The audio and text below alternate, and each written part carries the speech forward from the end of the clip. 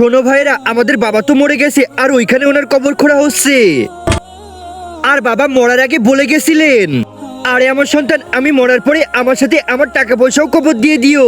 আর এই যে বাবা সব টাকা পয়সা, চলো এগুলো বাবার সাথে কবর দিয়ে দি, ঠিক আছে? আরে শোনো, এদিকে আসো, অনেক ভালো সুযোগ পেয়েছি। তোমার বাবাকে দাফন করার পরে এই সব টাকা পয়সা আমরা নিয়ে নিব, ঠিক আছে? সবাই তো চলে গেছে, চলো টাকা বের করে ফেলি, চলো।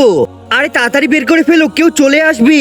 আরে বাইকের চাবি তো ওইখানে রেখে এসেছি, চলো তো। আর এনার কবর থেকে তো সাপ বেরোচ্ছে। জানো এনার কবর থেকে সাপ কেন বেরোচ্ছে? তাহলে শোনো, একজন মা কতটা আপন হয়, যাদের মা নাই তাদেরকে জিজ্ঞেস করো। তাই আজকে যারা মাকে ভালোবাসো তারা একটি লাইক আর একটি সাবস্ক্রাইব করে দাও, আর যদি না ভালোবাসো তাহলে এই ভিডিওটা থেকে দূরে থাকো। কারণ আমাদের বাবা চোর ছিল, ওনার কাজই ছিল সবার টাকা পয়সা চুরি করার। আর এই জন্যই উনি সব টাকা পয়সা ওনার সাথে দাফন করতে বলেছিলেন, যেন ওনার চুরি করার টাকা পয়সা খরচ করে আমরাও জাহান্নামে না চলে যাই।